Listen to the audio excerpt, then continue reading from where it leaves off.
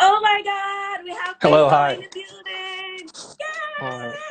Let me see if I got this right. Yay! I'm so excited. Like Chris, I told myself I was not gonna scream. But then I'm seeing you here and I'm just like, oh my God, I'm actually freaking out. Okay. I'm going to calm down. I'm going to calm down. Oh my God. Yes. I can I'm do gonna it. adjust my lighting. Hold on. Give me a second. Okay. Let's see. And I got another light here. That's fine. Okay. Okay. Chris, thank you so much for doing this with us. Thank you so much for being here with us. We really do appreciate you so much. Your life has inspired us in ways you cannot imagine, Chris. Thank you so much. Thank you. Happy to Yeah. do So this. okay. So we have about 1 hour, but we're just gonna have the questions within 40 minutes and then maybe Okay.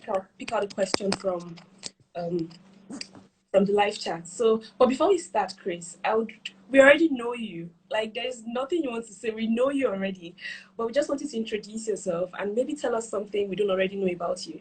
Maybe something we're not aware about. Yeah. Something you don't know about me. Well, let Uh-huh. me just introduce myself. My name is Chris Dell. I'm the founder of The Future, and I also run a motion design firm called Blind. And right now, I'm mostly concentrating on producing content, teaching people how to make a living doing what they love. I have to think a little bit about what somebody might not know about me because I live a very transparent life. I try to put out there who I am, what it is that I believe. Okay. Thank you, Chris. That works. Thank you so much. Okay, cool. So we're just gonna jump right into the question. All right. We got so many questions, and we had to filter the questions to these ones. Um, and so I'll go ahead to the first question, and it says that as a designer, should I generalize or specialize? Should I generalize or specialize? Okay. I get this question a lot, and I've answered it, but I'm going to do it again for your Instagram live audience here. Thank you. Yeah. So if you think about this, um, I don't know if you ever go to comics and collectible shows, but oftentimes I do. And what they'll do is they'll have vendors who sell boxes. They're called mystery boxes. You don't know what's inside. You might get something that's very valuable to you, and you might not. So you pay them 15 or 20 bucks. You might get $200 worth of value, or you might get $5 worth of value. Mm-hmm. But here's the thing. They promise that everybody that buys a box, it's worth more than $20. But the problem is the things that I get might not be of value to me. So why do I share this with you? Well, when I go to the comic show, I don't buy these mystery boxes, but I do see people who like them. I like to go and buy exactly what I want so that the exchange of money for goods is in alignment with my expectations. So when you look at it from the view of the client who is going to be purchasing your creative services, are you offering them a mystery box? Or are you offering them something very specific? Okay? So for a lot of people, they get nervous because they think if I reduce what kinds of things I offer to the world, if I only do one thing, I can't sell to all these other people. But the opposite is true. If you want to be perceived more as an expert, if you want to make more money, if you want to be more in control of the relationship, Okay. focusing, narrowing in is where it's at. So the buyer, the customer, doesn't get a mystery box. They don't know what they're going to get from you. Are they going to get a motion designer, a logo person, an identity system person, a strategist? What are they really buying? Okay, Yeah. hope that makes sense. Yeah. Makes a lot of sense. It answers the question actually. Really good. Thank you, Chris. Yeah. So I'm just I'm gonna ask the next question, and it says that.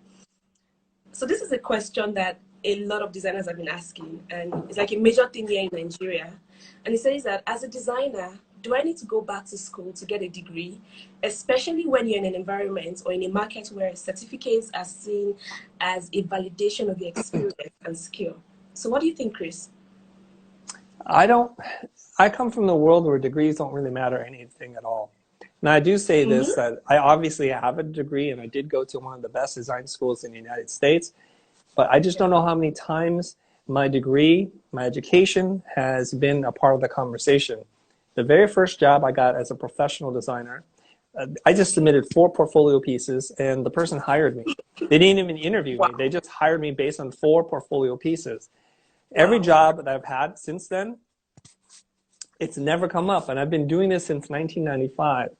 I think in some countries, people believe that if you get the degree, And this is usually thinking that your parents share with you, that you got to go get that piece of paper. I hear it in a lot of Asian countries, especially because it means something.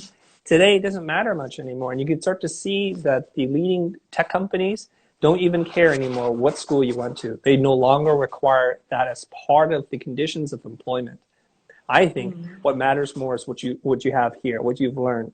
And you and I know this. If you've gone to school, if you read a book, it's not about the number of inputs that you've had, it's the number of output that you've been able to make. Just because you've had good teachers doesn't make you a good student. And just because you had no teacher doesn't make you a bad student either. So this is something we need to think about. What our industry cares about is creativity, imagination, empathy, and it needs to be demonstrated in the things that you make, not on a piece of paper. Perfect. Oh my God, that is so true, Chris. That is so true. I feel like a lot of people actually need to hear this, because this is going to build a lot of confidence in them. Because a lot of people in Nigeria currently, they kind of think that even some people even focus more on getting the certificates than even improving on themselves. And I've seen this happen over and over again. So thank you, Chris, for answering the question perfectly well. And so I'm going to move to the next question. And it says that, how do I make sure my creativity doesn't drop? And even when it does, what do I do? How do you make your creativity doesn't drop? Okay, here's something you need to think about. Being a creative person, actually just being a person in the world, it's a lifelong pursuit of learning. I think your creativity drops because you falsely think that you've mastered something. And once you feel like you've gotten to the top, you realize there's a whole nother peak, another mountain to climb, that you're just the base of the next mountain. I was doing a coaching call this morning with a friend of mine, David, and we were talking. I said, you've reached the peak. And you have to ask yourself this question. Do I want to sit and rest? Do I want to go back down? Or do I want to climb the next mountain that's up ahead of me? This is all about challenge and response. So when you finish high school, the challenge is, do you want to continue your education? Do you want to go to university to study more? After you finish that, your bachelor's program, you might consider a master's degree. So there's the next peak. And then once you finish that, your graduate studies, you might say to yourself, I want to do some independent research, or I want to start a design firm, or I want to go work for someone. All of these things are the next challenges that you're facing. And I think you never grow old, you never stop learning if you continue to pursue this with this insatiable curiosity. That's what you need to have. And I find that the people that I work with, the people that I employ, the people I hire, the ones who have this in abundance do really, really well. So thank you so much, Chris. I'd like to ask a question, but it's kind of related to this question. And how do you handle creativity block? So I always tell my students that when I'm tired and I don't know what to create, I like to eat a lot. I like to try out new recipes and things like that. So how do you do it, Chris? Okay. When people have creative block, I think it's they don't have a good enough understanding of the problem. It's like when you make something from nothing, after a while, you feel like you're running around in circles, right? So for me, I really believe in doing proper research. And research to me, it's not just looking at a lot of inspirational design. That's what a lot of creative people think. I'm going to research something. Essentially, you're saying, I'm going to look for things to steal from, which is okay in itself. But really what I need to do is I need to read. I need to go and do market analysis. I need to study. I want to learn a little bit more about my client's business. I want to talk to their customers and read customer service surveys. I want to look at their social media. When I have clear enough understanding of the problem, then I do what you do, which is I need to take a break. I need to let the different parts of my brain work for me instead of work against me. So there's the active learning brain, which is all part of the research and taking information. And then there's this much smarter brain. It's the archival brain. The archival brain is like this autobiographical memory of yours that remembers everything you've ever learned since you were conscious, right? And if you connect those two, the learning brain and the archival brain, you let them work for you, and then new ideas come up. How do you do this? You do this by sometimes just going to sleep. And then before you go to sleep, you think about the problem, about what you've learned, and you kind of just repeat it over and over. You're training your subconscious, focus on this thing. Famous writers, poets, and artists have done this before. They have a conversation with their subconscious, okay? The next thing that you can do is when you wake up in the morning, in the shower, if you thought about the problem enough and deeply enough, usually that happens. And people always say, like, my best ideas come from when I'm in the shower. Because the shower is a state where you're doing things on an autonomic level, where it's just happening without your thought. And your brain is floating between the archival brain and the active learning brain. And it's amazing to be able to connect those two. People also get this by doing the dishes, for going for a walk, or in your case, by eating. By eating. So I've given you a few calorie-free ways to do this. It's up to you. Yes, calorie-free ways. Okay, Calorie-free. That works. Okay. So Chris, even after Yes. getting the idea, maybe you've slept and you've gotten the idea you want to get, and you've created this masterpiece for the clients, and then you're really happy with what you've done. Do you ever get scared of presenting what you've done? Are you ever scared? I mean, you're Chris Doe. Are you ever afraid? Like, I'm just curious. Yes. Yeah, really? for sure. Oh my God. So let me tell you something here, okay? When you go and work on something really hard, you want people to love it. You want people to be thrilled. You want them to give you a big old hug and say, amazing, high five, boom, right? You want that. So prior to the moments of you presenting the work and having that conversation, you're approaching this cliff and you don't know which way it's going to go. It could be victorious or it could be burning, crashing defeat. What you're feeling inside is what Simon Sinek calls like the nervous or excited response. It depends on how you interpret your body. So you have your heart quickens, right? You're like, okay, I can feel it. I'm feeling it right now. Okay. Or you start to have visions of the future, like they're going to love this or they're going to hate me. They're going to fire me on the spot. And the last thing is your palms get a little sweaty too, right? So all those things happen. So high performers interpret those three bodily kind of reactions and things that you're thinking about as excitement. The less confident interpret that as nervousness. So what you have to do is realize that when I'm feeling scared, I interpret that as excitement. Like, I'm so excited to share this with my client. I just can't believe it. And if they don't like it, cool, I'll learn a lot of things too. And that's totally okay. So what we want to do is we want to change our expectations. Our expectations are we're going to be the king of the universe, the queen of the universe. And we take that away and we kind of just say, I'm here to take in feedback. I'm super excited to share with my client. And no matter what they say, I'm going to learn from this experience. Then your nervousness, your nervous energy won't be there. Okay? You have to realize there's just another human being standing in front of you who want to connect with you. That's all. Yeah, true. So connect with them. That's all there is. Okay. Thank you so much, Chris. Thank you. So the next question is that how do I get better paying clients as a designer? How do I get better paying clients?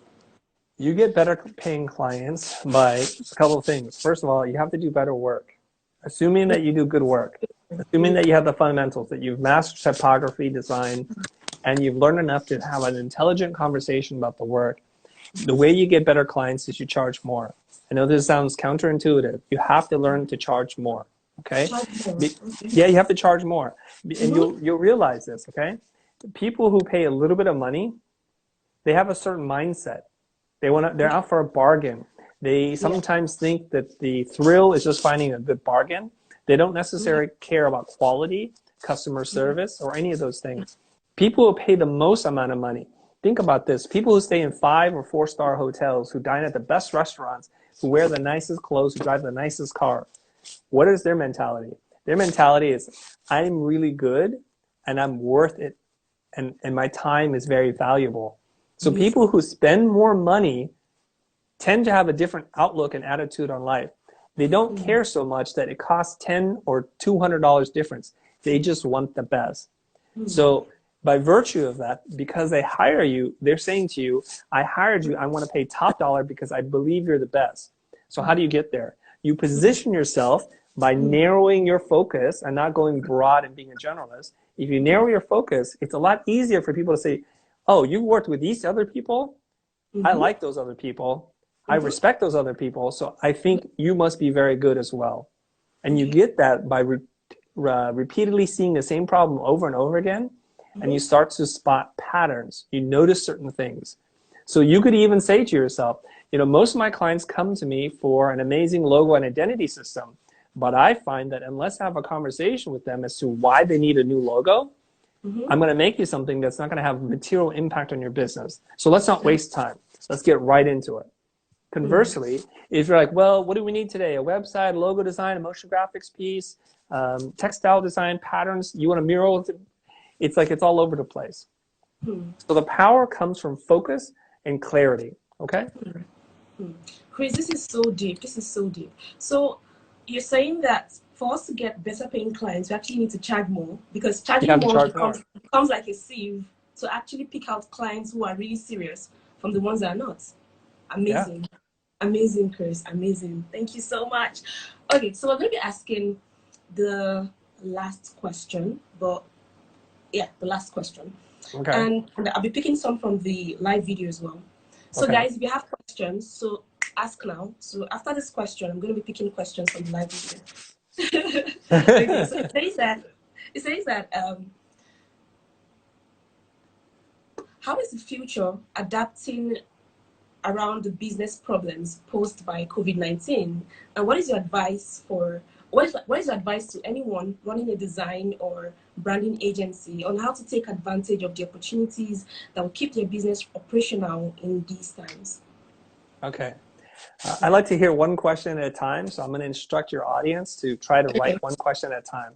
Because my brain is at a time, guys. One question at a time. Because my brain is listening to the first question and trying to remember it while it's processing the second question. And so sometimes you get this thing where it comes together.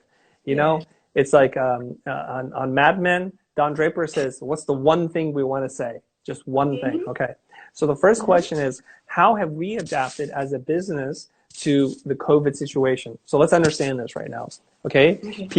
Most businesses are shut down except for essential businesses. Essential, right? Food, certain deliveries, medical services. Those things are considered essential. I think gas stations, things like that. Okay. Power and electric. So our business is in teaching people distance-based on how to grow their business. Okay. So our business isn't materially impacted too much, except for that there's going to be tighter restrictions on people's expendable, what they can, discretionary income, right? So right now, everybody should be in this mindset, because we're uncertain of the economic future. You have to make sure that you have enough money to eat and take care of your loved ones. First and foremost, take care of that first. So stop all of your spending, stop all of your discretionary spending. Now, once you have that figured out and you feel like you have some runway, I would use this time as much as possible to learn and do personal development. You need to do this right now, because you'll never have a better time. There's never been, in my opinion, a better time when the entire world has gone home and we're all taking a staycation together. That means that most clients have put their projects on hold, have canceled their projects, or had delayed. There's a bunch of different things. That means that you don't have to run around anymore trying to put out a fire. So what I would do is start to read a book, watch videos online, but don't just watch and don't just read. Be an active learner. Take notes. Figure out how you can use this in your world. And this is really critical. So I was recently watching this video that it's not about the amount of input that you have that matters, it's the amount of output. If you read one book and you're able to tell me 20 things from that book, you've done a really good job. You've also known people who read 20 books, and then you ask them, what's the summary? What's the key idea from this book? They can't tell you anything except for the title. So they have this intellectual curiosity, but really it's just like mental entertainment. That's all they're doing. They're consuming, but they don't do anything with it. I call it information hoarding. It's like toilet paper. Everybody's just collecting it, but what are you going to do with it? You got to put it to use, okay? So that's critical. So our business is impacted in that there are probably fewer people who are able to afford or buy our products, but we're also seeing a surge in some cases because they're joining our community, because right now more than ever, they need community. They need to belong. They need to know that there's other group of people that they can talk to on a professional level that can help them make sense of the world right now.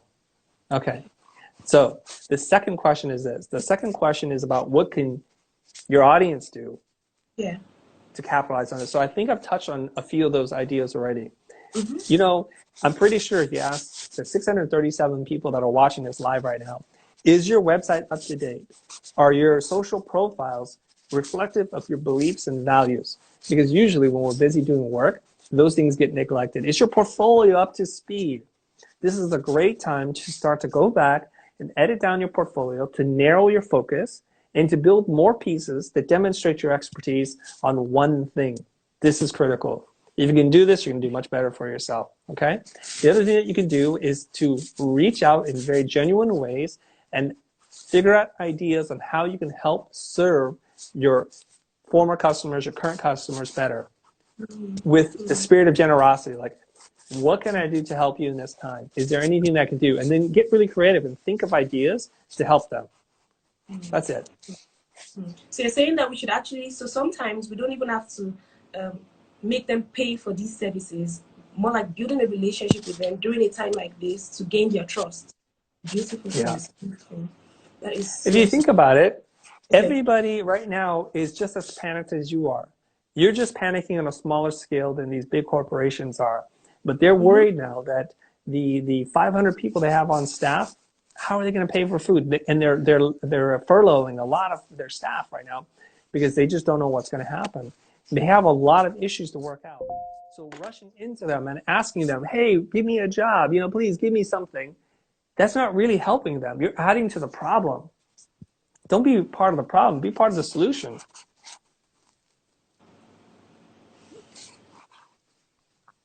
Okay. Thank you, Chris. There are like so many questions come. Can you also see the questions, Chris? I can, but they're tiny on the screen. They're like that small. How do you even read them? Okay. Oh, there we go. Okay. Yeah. So you can actually pick up any of the questions. You can decide to answer any of the questions you like. So I'll also read through them to also answer questions as well. So. Okay. So now I know how to use it. So okay, I'm new to this Instagram live thing, so I'll try to read them as well. Go ahead. Okay. So someone just said something about how do you handle rude clients? How do you so you're working on a project and then you've gone halfway and then all of a sudden the client is becoming very rude. Do you refund the money? What do you do? How do you even handle that? Okay. That's a good question. So what I want to talk about is preventative measures first, and then how to deal with the situation that you're already in. Okay? Now, clients don't all of a sudden become rude. They tell you from the first meeting that they're going to be really difficult to work with. They're evasive with their answers. They take a long time to get back to you. They have a certain tone and attitude, the way to carry themselves, like, hey, what are you going to do for me? They have a certain attitude, like, we are not equals. I don't respect you. I don't value your time, so this is how it's going to work. And I say what goes because I am boss. And so what happens is we would, under normal circumstances, we could see this like a mile away, like 10 feet away, I can see this coming. But when we become desperate for work, when we're hungry and we don't think that we have the scarcity mindset that this is the first, last, and best client I'm ever going to get again, and if I don't get this client, that's it for my life and my career, we become really desperate. Right? So when we see these things, our filter turns off, like we can't see it anymore because all we see in front of us is a meal ticket, somebody to write a big check to us, and we can't see it anymore. So we accept a job, we lower our prices, we change our terms, and we answer the phone at hours that we're not supposed to answer because we're so desperate to get this client. And after a while, the client's like, I can just treat you like anything. I can treat you like trash. It doesn't even matter. They become even bolder because you have to show respect and you have to demand respect. Okay, I show you respect, I'm going to listen to you, but I'm also not going to be the doormat where you wipe your feet on. I'm not that kind of person. And I'm going to give you a little personal story, okay? Early on in my career, I think it's like a year and a half into my career, so 1996, 97, okay? So just for context here, I'm still a young pup trying to figure out what to do in the world. So a friend of mine, a former creative director, had said, hey, I want you to meet my business partner. I drive from downtown Los Angeles out to Hollywood, which is about a 30-minute drive for me. I go to this fancy office, I walk in, and the first thing that happens when he introduces me to his business partner is like, so what are you going to do for us? He shakes my hand. And I was like, no, your business partner invited me. I'm just here to have a conversation with you to see if there's a good fit. He was that kind of very old school shark kind of mentality. So tell me why I should work with you. Well, I don't want to tell you anything. I thought we had, so I had a very polite conversation with him and his business partner. And then I left and my friend walks out with me. It's like, hey, so how did that go? He said, this is not a good fit for me. And if he's going to be your business partner, I would caution you. He seems like a sketchy person to me. And that was the end of that. Wow. 2 years later, it turns out the business partner that he had worked with, who had given his name, his portfolio, his lifeblood and sweat and tears, had cheated him in the contract. He told him he was going to be a partner of the firm, and partner was defined as name partner only, no equity ownership.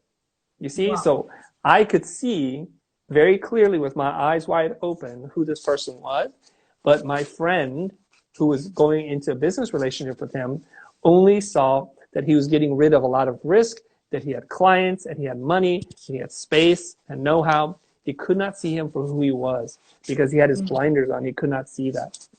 Okay, so pay attention, listen to your gut, your instincts. It tells you very clearly, Chris, do not work with this person. You cannot trust this person. This person is like a used car salesman. Do not work with this person. And do not ignore that. Listen to that. Now, if you find yourself in a situation, for whatever reason, you were a little desperate, you were a little hungry, you took on the job, and now the job is going sour, you have to ask yourself, is this worth it? Is this pain, the frustration that I'm feeling worth it? A couple of ways to interpret this. It is worth it. I want to use this as a learning lesson so I never repeat this mistake again, so I will experience the full pain, the hardship, and whatever it is I'm going to go through, because this is going to teach me. So it's like when you bite into a bitter fruit, you will remember next time, do not eat that fruit. Some people, they barely taste it and they spit it out, so they don't remember, so they keep doing this over and over again. So I say, as a reminder to yourself, as a painful life learning experience, take the fruit down. Just eat it and swallow it and get the job done. And just remember, make a promise to yourself on this day forward, when I see these signals, I'm never going to take on a client like this ever again, no matter how much, no matter how desperate I am to get the job. I would not do this again. Number two, I've been through this road before. I forgot this one time. Momentary lapse of judgment. So what am I going to do? What you do is this. You quit. You fire the client. I've done it 3 times in my life. I just went up to the client and said, you know what? As hard as I've tried, I don't think I can figure out what it is that you want. Rather than driving you crazy and me lose sleep, I think it's best you find somebody else who can do this, because you deserve somebody who does exactly what you want. With that said, I'm going to refund your money. You owe me nothing. Do not use any of the design concepts we've given you or pay me for them. But otherwise, I leave this on to you now. I bid you farewell. Thank you very much. Wish the very best for you. That's how you fire a client. Okay. Thank you so much, Chris. Thank you for taking out time to really explain that. Like some people are actually saying, we're going to have to like watch this video again and again to really pick out some of the things you're saying, because you're saying so much valuable, you're giving so much valuable information. Someone mentioned that there's a question, there's this icon that like a question mark. So once you click on it, like, you can actually see some of the questions clearly, because I know we both use glasses and it's kind of too tiny for me to read also. So if you click on that icon, can you see it on your side, Chris? I cannot. I'm afraid of touching something. I think because you're the boss lady, I can't. I think I just joined you. Okay. I'm just seeing your filter button here. Oh, okay. I see. So if you click on your face, yeah. What font are you? That's hilarious. Okay. So there's other filters here. Okay. I don't know what these filters are. I don't know what I'm doing. Go ahead. No, don't use the filter. No filter then. No, okay. No filters. Okay. I'm just going to ask so there's this question I have. Growing up as a designer, there was a particular time I was supposed to handle a particular project, and I kind of lost my confidence when I was about approaching the clients. And so I walk into this very luxury, this luxury hotel with my laptop, and I was using one very old laptop then. And the client brings out a very good laptop, and she's like this super rich client. And immediately, Chris, I lost my cool. Like I didn't even know. I just kept my laptop. I didn't even bring it out. I just brought out paper and biro because I was so ashamed. And so the client wants to pay you a lot of money. And so how do you appear confident enough to handle such projects? How do you make them trust that you can actually handle this without appearing incompetent? Okay. This is a fabulous question. I love talking about confidence, insecurity, and imposter syndrome, okay? So let's first talk about what confidence means. Confidence is not an externally derived thing. It's an internal belief. It's a belief in that you have a process that if you follow your process, you can solve any kind of problem. And if you have this internal confidence, no matter the exterior, like if you're having a bad hair day, if you spilled coffee all over your shirt before the meeting, that will not take your game down. Because you're using an old laptop, doesn't impact materially, because that same laptop has produced all these results in the past. And it's not the tool, it's the artist that wields the tool, right? So if I have here we go, prop here. If I have this brush pen, you know, it's got a beautiful tip, it's Japanese, right? And you can draw like really beautiful things with it. And if you're not an artist, this tool has no meaning to you. But if you know how to draw, if you know how to translate ideas into images via strokes of a pen, well, this is quite a valuable tool to you. Now, you also may say, like, well, how much does this thing cost? Well, it costs like $4. It's materially insignificant, relatively speaking. It's not a $3,000 pen. So the tool does not make the artist makes the tool. That's really critical for you to think about, okay? Now, I want to relate a personal story here. For the first couple of years of my business, and I ran my business out of my house. When I say my house, I had a loft in downtown as part of a super industrial complex. Didn't have like central heating or air conditioning, and it was in a rougher part of the neighborhood, like low income, and people were scared to drive into the neighborhood. Wow. The area that I lived in was fine, but it was surrounded by like very poor homeless people, and clients came by there, and I was never ashamed of the space or what it looked like because I knew my work was good. If they can overcome their own fears or their own prejudice, then we can work together. If they can't, we should not work together. After I saved up enough money, I moved out of that downtown loft. My wife and I, we bought a house in Venice, and we worked out of our house. We worked on multi-billion-dollar brands out of the ground floor of my house. Okay? Wow. And so we had clients coming by. We had clients coming by from really big brands, from Nike to JCPenney back then, and Microsoft, like really big clients, come by our house, and they had to walk through this yard, which wasn't amazing, and it was walking through an alley of like a residential area. But they came in, we worked with them, they're happy with the work. What we do is what matters. What we say is what matters, not the tools and the fabric of the couch or the car that you drive. These are all external cues for other people, signals that you send out. But truly, the best signal that you can send out is to show up fully prepared, to believe in yourself, and to give the very best of yourself. If people can't see that, they do not deserve to work with you. Full stop. Amazing, Chris. I like everything you're talking about. I wish I could actually like print it out and show it to our Nigerian clients, because there's this thing, they believe that if you look a certain way, some of them, not all of them, if you look a certain way, it means that you can actually handle a certain kind of project. So they want you to probably look as as rich or as influential as, you understand what I'm saying, Chris? So no. Yeah. Keep going. So but what is really amazing is the fact that you said from your basement you had clients like Nike coming there, and they were able to trust what you're able to put out there, your work, because of the quality of your work, not because of your office space, because of how fine your office is, because of your gadgets and things like that. And that is actually really good. So I'd like to say is that, so like what Chris has said, guys, it's not really about it's not really about how big your office space is, especially for young designers who are looking to, create their own agency and things like that. So don't really focus your time on just putting in so much money into getting the office space. Actually putting your resources into building yourself as a brand, yourself as a designer, and then you can push out the kind of work that will bring high-paying clients. Thank you so much, Chris. So I'd like to ask a similar question to that. So a lot of designers are currently, not a lot of designers, okay, so we have designers who are doing the 9-to-5, working for agencies, and they want to, switch into freelancing. And so how does anyone transition from 9-to-5 to freelancing? How do you have tips you can share to do that easily without going hungry?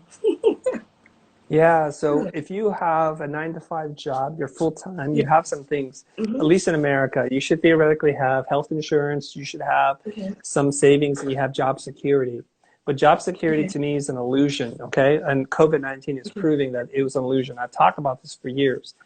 And I've said this before. I said that you have health insurance. Some of us who are older, who have kids, and people who depend on us have life insurance.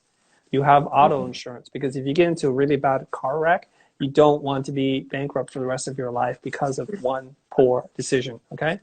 But why don't we have job insurance? Do we assume the job's going to be there forever? It's not. It's a relationship of temporary benefit to both parties. If they have work that they need and you could do that work, they hire you and they keep you on staff. If they fulfill your creative needs and your financial needs, you work for them. But anytime one of those two variables changes, you quit or they fire you or they let you go or you're furloughed. Whatever happens, happens. So how do you create job security, job insurance? How do you do that? Well, you should constantly be working on personal development the entire time. You should be going to workshops.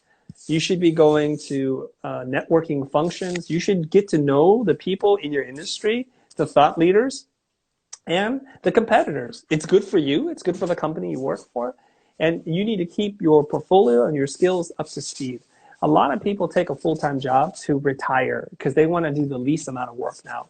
They want to just show up and barely give 3 hours of work every single day, read a couple of posts on Facebook. They're thinking about other kinds of things. They're just twiddling their thumb until their boss gives them the next thing. Well, you're going to stay at that position, that station in life, unless you start to aspire to do more than that. And I'll tell you a little personal story. My first job, my first professional job was working at an advertising agency.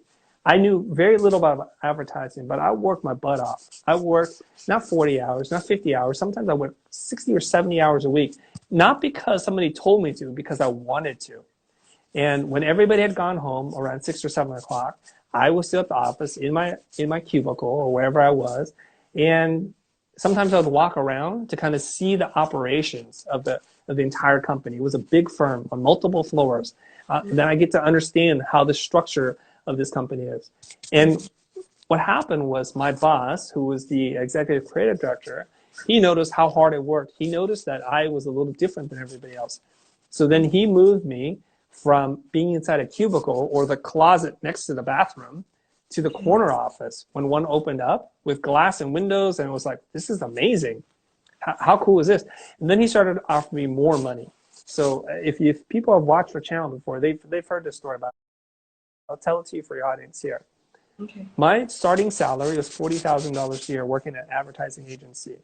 Within a matter of 4 months, he had offered me a job, double my salary, to work less hours, and to be able to help him hire new people. And he put me in positions which I was like thrilled. I didn't understand it at that time. But now that I'm a boss, I see that, because when somebody shows drive and desire and intelligence and curiosity, you want to keep those people in the center of your company. Okay, so you're in your job. You've done really well. And you started to post some work on things like Behance and Instagram. And so people are naturally reaching out to you saying, hey, we'd love for you to do that illustration for us. Can you do this X, Y, and Z? And then you start to do what many people do. You juggle 2 jobs at the same time. You're doing your full-time work, and on nights and weekends, which are yours to keep, you get to do what you want with your free time. You start to develop client relationships, and you start to develop a body of work, and you get more work. So now you're doing like dual income.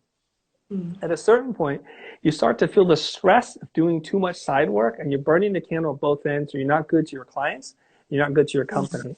At which point in time, you should have saved up enough money between 3 to 6 months of financial runway that you can then safely say, hey, boss, it's been a real thrill and honor and pleasure working here with you. I want to explore some of my own things, so I've started my own company. I really appreciate everything you've done. I will stay on as long as you need me, but otherwise, I'm giving you my 2 weeks notice. Here it is in writing. Thank you very much. And I hope that if you think that I'm valuable, that if you have overflow work, I'd be happy to work on it on a freelance basis. So if you do this well and you do this right, not only do you have your business, you have cushion, financial cushion, but you also have a relationship with your former boss who gives you work. And that's how I got work at the beginning. All my former bosses gave me work. Wow. Amazing. That's how it worked. Yeah. Amazing. So relationship is very, very key, guys. Relationship is very, very key. Like, Chris, if we continue, we're just going to keep asking tons of questions. I mean, there's so many questions on my mind, but I'm like, let me just, I need to go back to actually listen to everything you said, because you said so much, Chris. Thank you so much, Chris. Thank you for everything you said. Thank you for everything you said. So, I don't want to ask any question again, but I just wanted to talk to us. Is there anything you think we should know? Is there anything on to our Nigerian designers that you think we should know that would help us, basically? I don't know because I don't know your world that well, and I feel like design and what we're doing, the business, they're universal concepts. You need to be a good image maker. You really do. You need to have put forms together to communicate ideas, and you need to do this simply. When I see a lot of designers who are not confident, what do? They add lots of things to it, right? They can't just leave a simple logo alone. They want to add textures. They want to add flares and all kinds of weird stuff. And then before you know it, they think it's really good, but it's too complicated. It doesn't read well. It doesn't stand the test of time. It's not easy to understand. And so this is coming from a not confident person adding lots of stuff. You could take that same idea and apply it to websites, to motion graphics pieces, to editorial layout, to packaging. Truly, less is more. So use restraint and learn the fundamentals, and you would then be able to create work that sits with the international standards for quality work. And when you can be indistinguishable, in my opinion, from the top 100 firms in the world doing the work that you want to do, you'll position yourself to be in a really good place. That's what you want to do. Like, I aspire to create international design, not design from California, not design from Santa Monica, not design from any one place, but international design. Because guess what? That's what big clients want. Okay. They want you to speak a global design language that transcends origins of where the design came from. So there's just so much, and it's just so much. Thank you so much, Chris, for your time. Thank you. You're saying something about not knowing so much about Nigeria. So a lot of Nigerian designers are actually self-taught. So many of them are self-taught, and so some of those things you're saying is very, very key, and I'm learning a lot as well. So yeah, so we're self-taught, and the question I asked about confidence as well, has helped a lot. So I don't want to ask any more questions. I think you've covered everything that I planned to ask based on the questions that we asked. So thank you so much, Chris. So guys, please can we tell Chris thank you? Please say thank you in the comment section below. Let's say bye to Chris as he drops off the call. Thank you so much, Chris, for coming around. Thank you. It's my pleasure. And I know that we have lots of fans in Africa, especially Nigeria. So I just want to say a big heartfelt thank you for tuning into the channel. I appreciate you guys very much. And I hope it was supposed to be for this year, but obviously there's some issues right now. But if not this year, then the following year that I'm able to come out there and do a multi-country visit and multiple stops. I do really want to see you, to see your faces and to talk to you and interact with you in real ways. So thank you very much. Thank you, Chris. Thank you. Okay, take care. Yeah.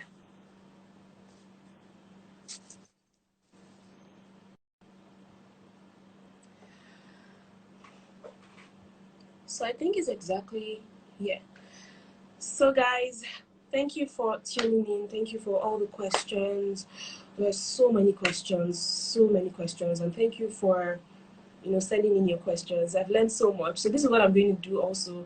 I'm also going to go back to watch the video over and over again to also learn more.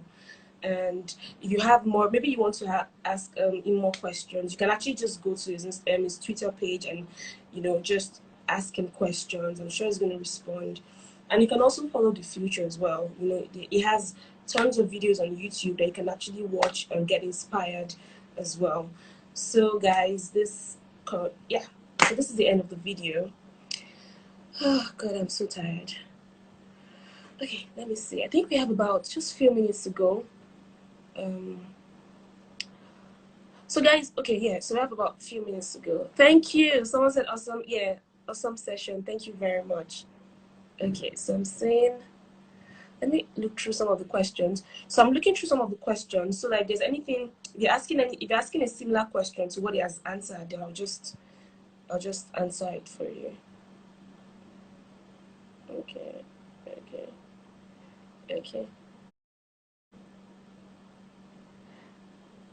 So someone is saying that, is it right to be inspired by other people's work? Of course it is. You can always draw out inspiration from the works of other people. Yes. Someone is saying simplicity is key. Yes, simplicity is key. I think we've actually answered majority of the so okay, but these comments are really, really funny. Okay guys, so I think I'll just like to end the video here. So if you have questions for me, if you have questions for Chris, please go ahead to reach out to him. And you can also reach out to me via my email as well, or via Instagram. Just drop your questions. Yes. So thank you very much, guys. So bye.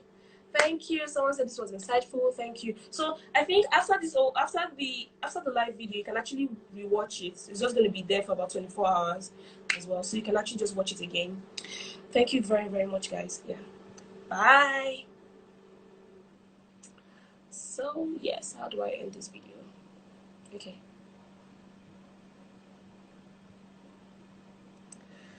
And now.